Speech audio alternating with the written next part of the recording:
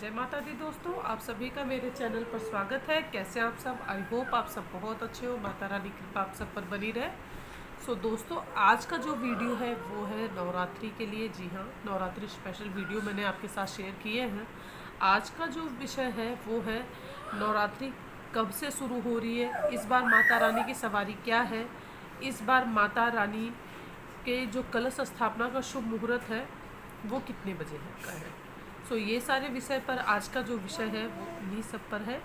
Video को ध्यान से वॉच करिएगा और वीडियो पसंद आए लाइक करिएगा, शेयर करिएगा, चैनल पर नए सब्सक्राइब जरूर करिएगा, बेल आइकन प्रेस करिएगा, दोस्तों के साथ शेयर करना बिल्कुल ना भूलें।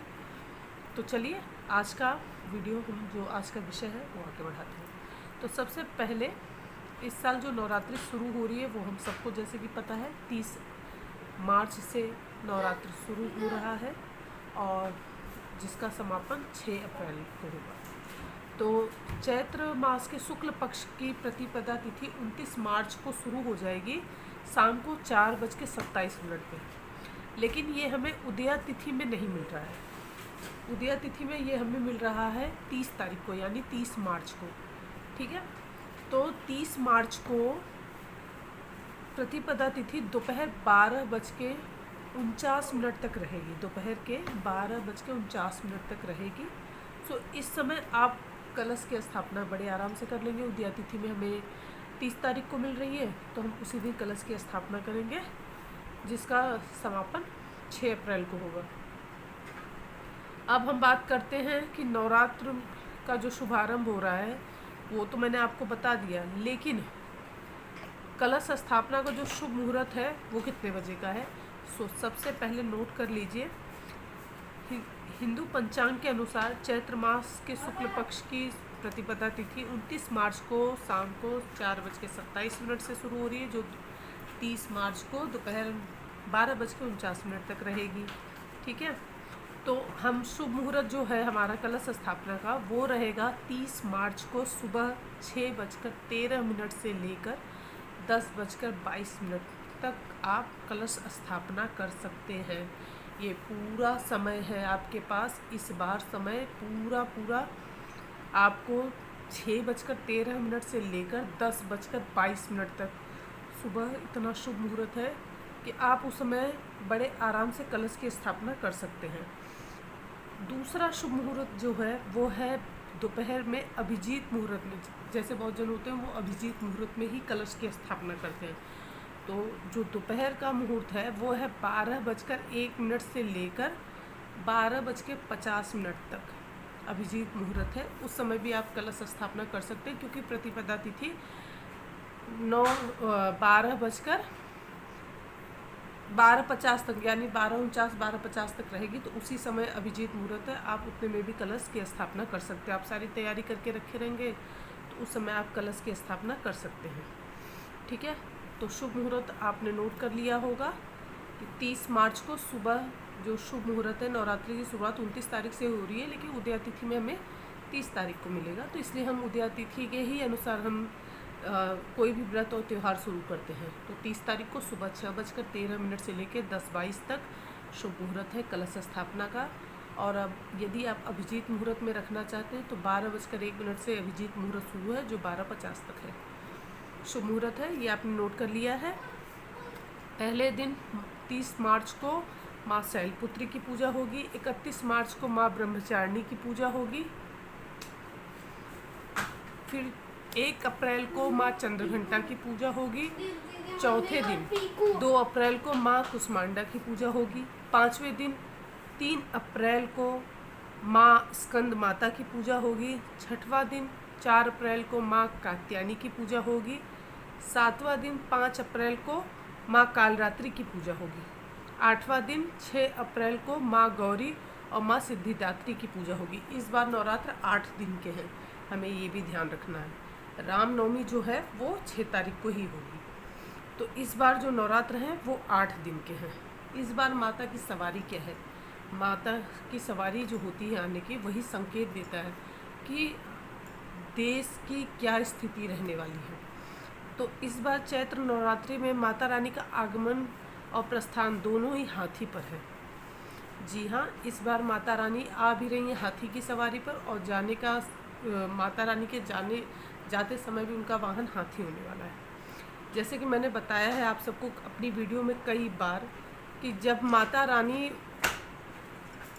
नवरात्रि रविवार और सोमवार को शुरू होती है तो माँ हाथी पर सवार होकर आती हैं।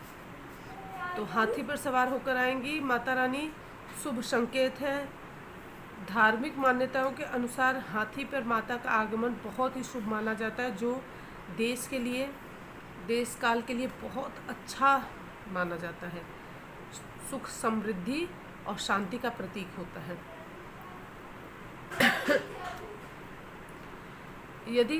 मैंने जैसे आपको बताया कि यदि रविवार और सोमवार को नवरात्रि शुरू होती है तो माता रानी हाथी पर आती हैं। यदि नवरात्रि शनिवार और मंगलवार को शुरू होती है तो माता रानी घोड़े पर सवार होकर आती हैं। यदि गुरुवार और शुक्रवार को नवरात्रि शुरू होती है तो माता रानी डोली यानी पालकी में बैठकर आती हैं। और यदि बुधवार से नवरात्रि शुरू होती है तो माता रानी नाव पर बैठ के आती है। इस बार नवरात्रि का जो शुरू हो रहा है दिन वो है रविवार, तो माता रानी हाथी पर सवार होकर आ रही है। ये तो मैंने आपको बता दिया माता रानी का आगमन, माता रानी का प्रस्थान, कलश स्थापना का शुभ मुहूर्त। मैंने आपके साथ सामग्री जो है वो सारी शेयर भी करती है। सो दोस्तों, अब मैं आपको जल्दी से ये बता देती हूँ। देखिए, आप मेरे चैनल पर जब जाएंगे ना, मैंने प्रॉपर कलश स्थापना कैसे करनी है, कैसे सभी भगवान जी का पूजन करना है, वो मैंने पूरा डिटेल में विस्तार से डाल रखा है। डिस्क्रिप्शन में मैं लिंक दे दूँगी कलश स्थापना के। सो आप प्लीज़ वहाँ से देख लेना कि कलश स्थापना कैसे होता है, ठीक है। फिर भी मैं आपको एक बार पूरा बता दे रही हूँ, आप ध्यान से सुन लीजिए। सो सबसे पहले नवरात्रि के दिन आप उठेंगे, घर का जो भी काम है, झाड़ू पोछा, बेशक आपके यहाँ काम वाली आती हो तो एक बार, लेकिन सुबह उठ के पूरी सफाई आप अपने हाथ से करेंगे, ठीक है। उसके बाद आप नहा धोकर पूजा पाठ करके एक दिन पहले ना पूरा तैयारी सामग्री पूरा इकट्ठा करके अच्छे से रेडी करके सब रख लीजिए। जौ एक दिन पहले भिगा दीजिए, ठीक है। चौकी एक दिन पहले तैयार कर लीजिए। कुछ चीज़ें हैं जो एक दिन पहले ही कर लीजिए। भगवान के जो बर्तन हैं वो सब एक दिन पहले ही सब इंतज़ाम करके अपना रख लीजिए। माला, फूल, फल, मिठाई सब कुछ एक दिन पहले सब ला के आप रख लीजिए। सबको ला के धो के रख लीजिए आराम से। आम का पल्लव जो लाए हैं वो भी धो धा के रख लीजिए। जो रेत है, रेत को भी अच्छे से साफ़ सुथरा करके रख लीजिए। फिर उसके बाद आपने सफाई कर ली, आप नहा धो लिए, मंदिर में आ गए। डेली रूटीन में जैसे आप पूजा करते हैं वैसे पूजा कर लीजिए। पंचामृत से अगर आपके पास मूर्तियाँ, उन्हें नहला के तैयार कर लीजिए। सबको नॉर्मली जैसे फ़ोटो तस्वीर है सबको पोंछ के टीका लगा लीजिए। डेली रूटीन में जैसे पूजा करते हैं वैसे कर लीजिए। माता रानी को तैयार कर लीजिए। सबको रेडी कर लिया, चौकी वगैरह अपना लगा ली, अच्छे से लगा के बैठ गए, ठीक है। तो सर्वप्रथम हम पूजा करेंगे। हाँ, सफाई के बाद, नहा धो लेने के बाद घर में धूप जरूर दिखा दीजिए। गूगल का धुआं पूरे घर में दिखा दीजिए। घर आपका वातावरण एकदम शुद्ध। आप चाहें कपूर पूरे घर में एक बार दिखा सकते हैं, ठीक है। आपका घर एकदम पॉजिटिव हो चुका है, एकदम फुल तैयारी हो गई है माता रानी के। मतलब होता है ना कि हाँ आपके घर पे कोई आ रहा है तो आप कितनी सजावट करते रहते हैं। सो अब आते हैं मेन गेट पर। सर्वप्रथम पूजा वहाँ से शुरू की जाती है। माता रानी का स्वागत आप कहाँ से करेंगे? आप पहले वहीं से स्वागत करेंगे। तो दरवाजे पे गेट को अच्छे से साफ़ करके पोंछ लीजिए। दोनों तरफ स्वास्तिक बना दीजिए। वहाँ पे भी थोड़ा थोड़ा जल छिड़क दीजिए, अक्षत छिड़क दीजिए। हल्दी कुमकुम तिलक लगा दीजिए। हल्दी कुमकुम थोड़ा थोड़ा छिड़क दीजिए। इत्र थोड़ा सा छिड़क दीजिए और दिया जला दीजिए। द्वार पर बंधनवार लगा दीजिए आम के पत्ते का, ठीक है। साफ़ सफाई तो और झाले वाला सब पहले से करके रखिए। हाँ, बहुत अच्छे लग रहे हो। आप पहले से सब करके रखिए। पूरी साफ़ सफाई अच्छे से अपने घर की पहले से कर लीजिए, ठीक है। फिर उसके बाद आपने वहाँ पूजा कर ली, आप अपने पूजा घर पे आ जाइए। वहाँ पर सर्वप्रथम हम अक्षत लेते हैं। पहले माँ भगवान को, सभी देवी देवताओं को प्रणाम करते हैं। प्रणाम करके अक्षत छोड़ दीजिए, ठीक है। आपको सभी चीज़ों पे गंगा जल छिड़क देना, अपने ऊपर भी छिड़क दीजिए। ओम विष्णवे नमः, ओम विष्णवे नमः, ओम विष्णवे नमः। आपको पता है ये क्यों कहा जाता है? भगवान विष्णु का नाम लेने से अंदर और बाहर से जल छिड़कते हुए शुद्धि हो जाती है, शुद्ध हो गई। उसके बाद जल लीजिए, जल भी ओम विष्णवे नमः, ओम विष्णवे नमः, ओम विष्णवे नमः कह के पी लीजिए। फिर उसके बाद हाथ धो लीजिए 3 बार, ठीक है। उसके बाद अपने आप तिलक कलावा अपने आप पेट में कर लीजिए। सर पर एक कपड़ा रख लीजिए, एक चुनरी रख लीजिए, कुछ भी, ठीक है। खुले सर पूजा नहीं करते। इसके बाद हम सबसे पहले पूजा पाठ में हर एक चीज़ पहले शुरू करने से पहले हम सर्वप्रथम किसकी पूजा से शुरुआत करते हैं? हम गौरी गणेश जी की ही पूजा से शुरुआत करते हैं। तो माँ भगवान को प्रणाम करेंगे, अच्छा तो वहीं छोड़ दीजिए। सबसे पहले गौरी गणेश जी की पूजा करिए। आपके पास मूर्ति है तो आप मूर्ति रख सकते हैं, मूर्ति नहीं है आप गाय के गोबर से गौर बना लीजिए, सुपारी बना लीजिए। अगर आपको गाय का गोबर नहीं मिला है 2 सुपारी ले लीजिए, उन पे कलावा लपेटिए और एक परई होती है, मिट्टी का पात्र, पीतल का पात्र, जो भी हो, चावल रखिए, चावल रख के उसी पे रख दीजिए। ये याद रखिएगा कि सबसे पहले आपके बाएं हाथ पे माँ गौरी और आपके दाहिने हाथ पर गणेश जी रहेंगे, ठीक है। तो गौरी गणेश जी का पहले अक्षत लेंगे, पुष्प लेंगे, ध्यान करेंगे, ठीक है। ध्यान करना है, आवाहन करना है, देन उन्हें विराजमान करना है, स्थान देना है, विराजमान करना है। उन्हें विराजमान कर लिए आप, फिर उसके बाद आप पहले उनके पैर धुलवाएंगे, थोड़ा 1 चम्मच जल डाल के उन्हें प्रणाम कर लेंगे, पैर धुलवा गया। उसके बाद आप सबसे पहले उन्हें जल से, फिर उसके बाद पंचामृत से, फिर जल से स्नान कराएंगे, ठीक है। उसके बाद कलावा चढ़ाएंगे। यदि मूर्ति आपने पहले से स्नान पूजा करा रखी है तो आप सिर्फ 1-1 बूंद छिड़किए उनके ऊपर, ठीक है। 1-1 बूंद, बहुत गंदा नहीं करना है कपड़ा, और वहाँ पे गंदगी भी नहीं फैलानी, बहुत आराम, ठीक है। तो फिर उसके बाद उन्हें कलावा धारण करवाएंगे आप, जिसे वस्त्र उपवस्त्र कहा जाता है, ठीक है। उसके बाद आप उन्हें इत्र चढ़ाएंगे।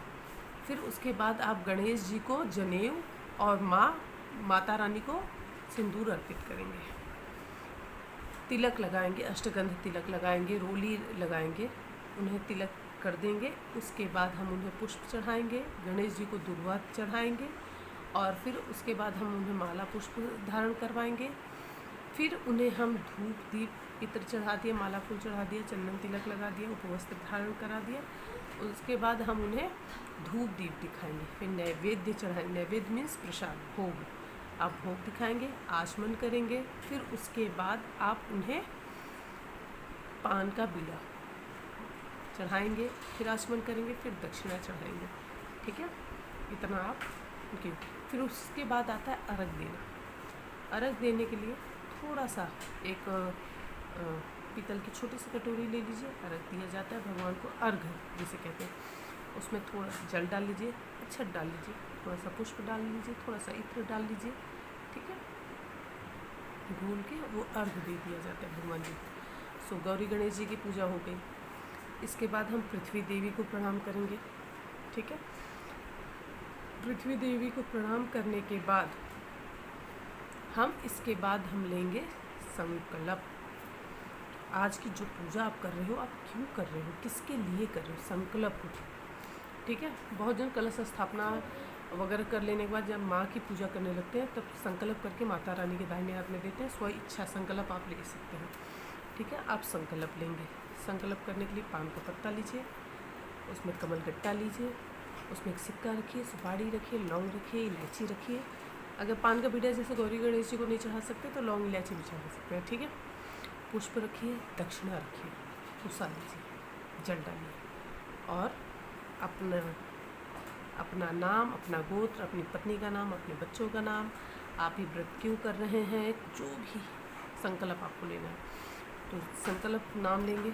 स्थान जहाँ आप रह रहे हैं, कौन से शहर में रह रहे हैं, कौन सा दिन है, जैसे प्रतिपदा तिथि, चैत्र मास की, तो आपको वो भी बोलना है। सब बोल के तब उसके बाद आपको संकल्प लेके माता रानी के दाहिने हाथ में देना है। बहुत जन संकल्प को चुनरी में बांध देते हैं और वो संकल्प माता रानी के पास ही रहेगा। ये उसमें जल लीजिए, जल छोड़ दीजिए, ठीक है, आपका संकल्प पूरा हो गया। हाथ में पीला सरसों लेके 10 दिशाओं का, आपको कोई मंत्र नहीं आता, आप सबको प्रणाम करते हुए 10 दिशाओं में छिड़क दीजिए। ठीक है, पहले ईशान कोण में, पूरब में, फिर अग्नि कोण में, फिर दक्षिण दिशा में, फिर नैऋत्य कोण में, पश्चिम में, वायव्य कोण में, उत्तर में, और फिर उसके बाद ऊपर आकाश में, पृथ्वी पे, बाकी जो बचा है थोड़ा लेके वो घुमा देंगे। ठीक है, ये होता है कि पॉजिटिविटी, पूरी जगह पॉजिटिविटी है, नकारात्मक शक्ति कोई नहीं है, इसका अर्थ ये होता है।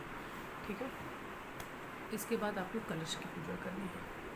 ठीक है, कलश की पूजा करेंगे आप, सेम चीज़ कलश के लिए नीचे मिट्टी जवारे, मिट्टी जवारे, मिट्टी जवारे, अगर आपने थोड़ा सा भिगा रखा तो उसी में मिक्स कर दीजिए थोड़ा सा ऊपर से।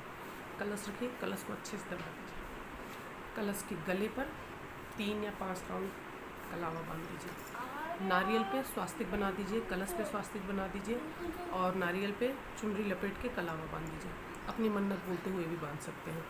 ठीक है, फिर उसके बाद आपको जल भरना है, गंगा जल थोड़ा डाल दीजिए उसमें, उसके बाद 4 बार में आप जल डाल दीजिए, तो 5 बार हो गया गंगा जल लेके। उसके बाद कलश के अंदर आप क्या डालेंगे, हल्दी की गांठ ले लीजिए, कमलगट्टा ले लीजिए, सिक्का ले लीजिए, सुपारी ले लीजिए, गोमती चक्र ले लीजिए, आप कौड़ी ले सकते हैं, पंचरत्न ले सकते हैं, ये सारी चीज़, अक्षत ले सकते हैं, लौंग इलायची ले सकते हैं, सब करके तकरीबन 11 चीज़ें हो जाती हैं। आप कलश में डाल दीजिए, एक सिक्का ले लीजिए, ये सारी चीज़ 11 हो जाएंगी। उसके बाद आपको क्या करना है, इसके बाद आपको उसमें आम का जो पल्लव लिए वो डाल दीजिए। ठीक है, कढ़ाई होती है, उस पर जो ढक्कन रहता है, उस ढक्कन को चावल भर लीजिए, उसमें चावल भर के अच्छे से उस पर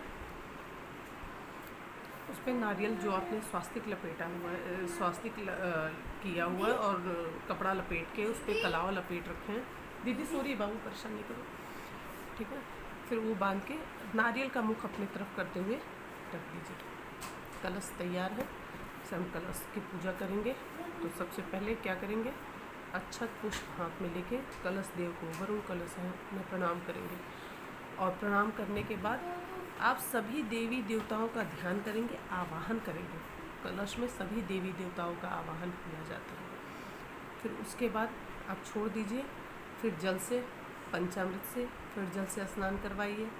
फिर उसके बाद कलश पर आप कलावा रखिए, कलावा चढ़ाने के बाद जनेऊ चढ़ाइए, इत्र चढ़ाइए, रोली, अष्टगंध, तिलक, हल्दी चढ़ाइए, सिंदूर भी लगाएं, क्योंकि उसमें देवी और देवता दोनों का निवास है, इसलिए जनेऊ भी चढ़ेगा और सिंदूर भी लगेगा।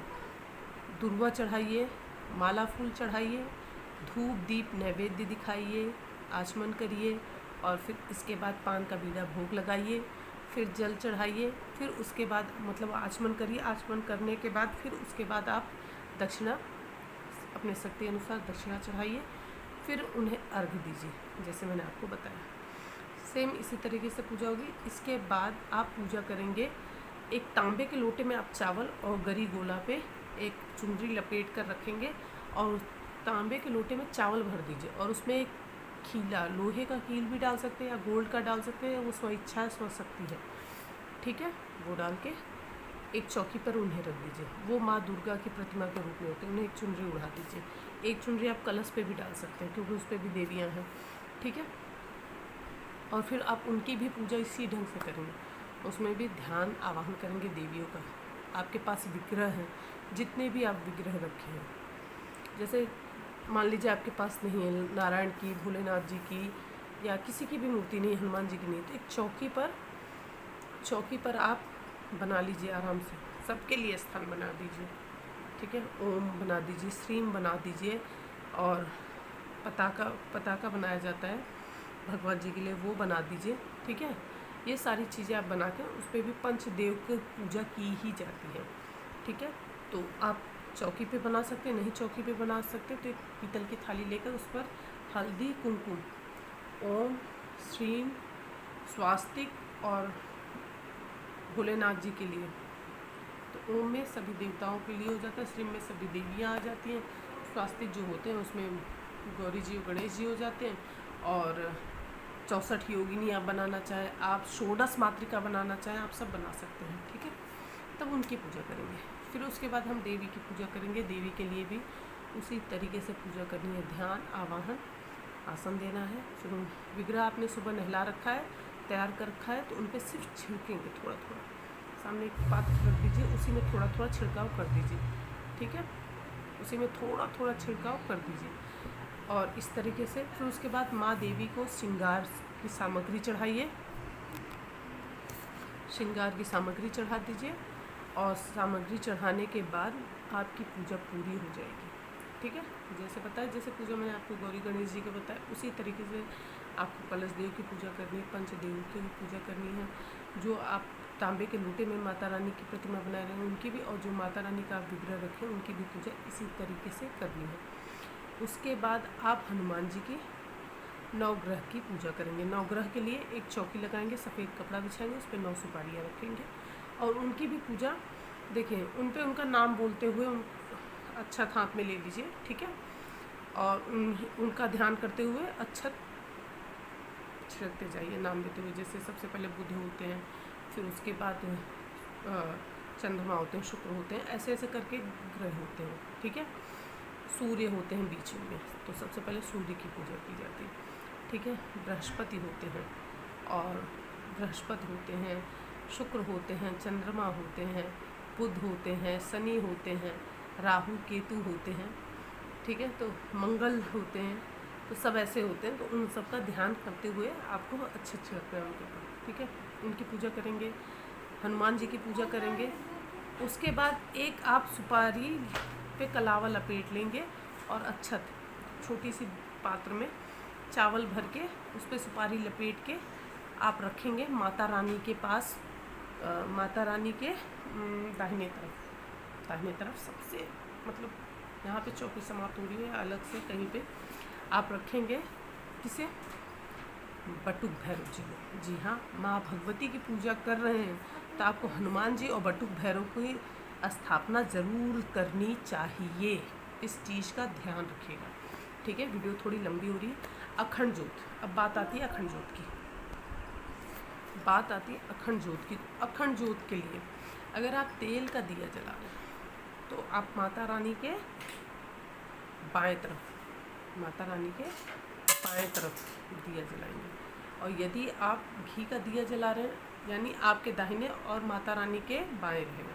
और ठीक है, तेल का दिया, घी का दिया जला रहे हैं तो आपके बाएं, माता रानी के दाहिनी तरफ रहेगा। एक पात्र में उसमें अष्टदल कमल बना लीजिए और उसमें अखंड ज्योत रख दीजिए। उसमें बाती लंबी डाल दीजिए। बाती इतनी लंबी डालिएगा कि 9 दिन तक वो बाती चलनी चाहिए। बाती ख़त्म नहीं होनी चाहिए बीच में। बाती चेंज नहीं की जाती है, बाती बदल दी वो अखंड ज्योत रही नहीं गई। तो इस चीज़ का ध्यान रखिए। घी से अच्छे से बाती को बनाएंगे, ठीक है। तो बाती घी जितना पीना होता है पी के पहले से सही हो जाती है, ठीक है। उसके बाद आप आराम से उसे अखंड ज्योत में डाल सकते हैं। आप चाहें तो दियले में भी जला सकते हैं, ठीक है। इस चीज़ का ध्यान रखिएगा। तो अखंड ज्योत की भी आप उन्हें ध्यान करके, उन्हें प्रार्थना करके और उनकी भी पूजा करके, उन्हें भी प्रज्वलित करके उनसे भी प्रार्थना करेंगे, हे अग्निदेव, हे अखंड ज्योत माता रानी, आप हमारा साथ दीजिएगा 9 दिन तक। आप देखना, आप सौंप दीजिएगा अखंड ज्योत अपने आप। हनुमान जी को, बटुक भैरव जी को सौंप दीजिए, स्वयं ध्यान देते हैं। लेकिन ऐसा नहीं कि आप एकदम ही सब छोड़ छाड़ के, नहीं, ठीक है। तो इस चीज़ का आपको ध्यान रखना होगा। इस तरीके से पूजा जो है वो पूरी हो जाएगी, ठीक है। अब एक चीज़ और बता दूँ, जब पूजा करना शुरू कर रहे हैं ना तभी एक ज्योत जला लीजिए। एक ज्योत जो होती है ना वो आपकी पूजा पाठ की साक्षी होती है। इसके बाद आप माता रानी की आरती करिए, कपूर करिए, माता रानी को भोग नैवेद्य सब चढ़ा दीजिए। और माता रानी की पूजा पाठ पूरी कर लेने के बाद माता रानी से प्रार्थना करिए।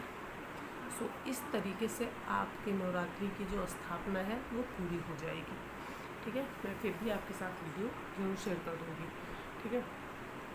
हनुमान जी को और बटुक भैरव जी को आप अपने हाथ के दाहिने तरफ ज़रूर रखें, ठीक है। एक पात्र में आप बाएं तरफ भी रख सकते हैं, लेकिन ऐसी जगह रखिएगा कि हाँ लगना चाहिए वो माता रानी के ही लिए हैं। सबसे पहले आप उन्हीं से परमिशन ली जाती है माता की पूजा करने के लिए, ठीक है। तो डेली रूटीन में फिर आपको उनकी परमिशन लेनी पड़ेगी, वही माता रानी को बताएंगे। माँ, पूजा पाठ के लिए कहते हैं ना, आज्ञा लेनी पड़ती है। आप किसी भी देवी के स्थान पर जाएं, वहाँ बटू भैरव जरूर होंगे, हनुमान जी जरूर होंगे।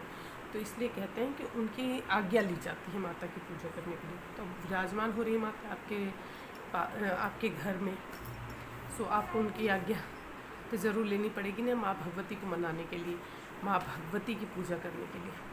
सो दोस्तों, आशा करती हूँ कि आज का ये वीडियो आपको ज़रूर पसंद आया होगा। वीडियो पसंद आएगा तो प्लीज़ प्लीज़ प्लीज़ लाइक करिए, शेयर करिए, और चैनल पे नए हो तो सब्सक्राइब जरूर करिएगा, बेल आइकन प्रेस करिएगा, दोस्तों के साथ शेयर करना बिल्कुल ना भूलें। और ये नवरात्रि का वीडियो है, तो आपका कोई भी सवाल है आप पूछ सकते हैं, नहीं तो जय माता दी ज़रूर लिखिए, माता रानी का जयकारा ज़रूर लगाइए, क्योंकि नवरात्रि के इस वीडियो से माता रानी के जयकारा लगाइए, माता रानी तक हमारी आवाज़ ज़रूर पहुँचे। और यदि कोई चीज़ मैं भूल गई हूँ तो प्लीज़ आप लोग भी मुझे याद दिला दीजिए, क्योंकि मैं भी कुछ ना कुछ भूल जाती हूँ, ठीक है। सो आप लोग भी मुझे याद दिला सकते हैं कि मैं अगर कोई चीज़ जैसे दिमाग से निकल जाए तो आप लोगों से भी सीखने को मिलती है, मुझे ज़रूर सीखने को मिलती है। सो दोस्तों, सभी को नवरात्रि की ढेर ढेर ढेर सारी शुभकामनाएं। माता रानी का आशीर्वाद सदैव उनके भक्तों के घर पर सदैव बना रहे। सो दोस्तों, मैं मिलूँगी अब आपसे नेक्स्ट वीडियो में। आज रात को तकरीबन 11:30 बजे वीडियो बना रही हूँ और इसके परेशान करके रखा है। सो दोस्तों, मैं मिलूँगी आपसे नेक्स्ट वीडियो में, तब तक के लिए जय माता दी।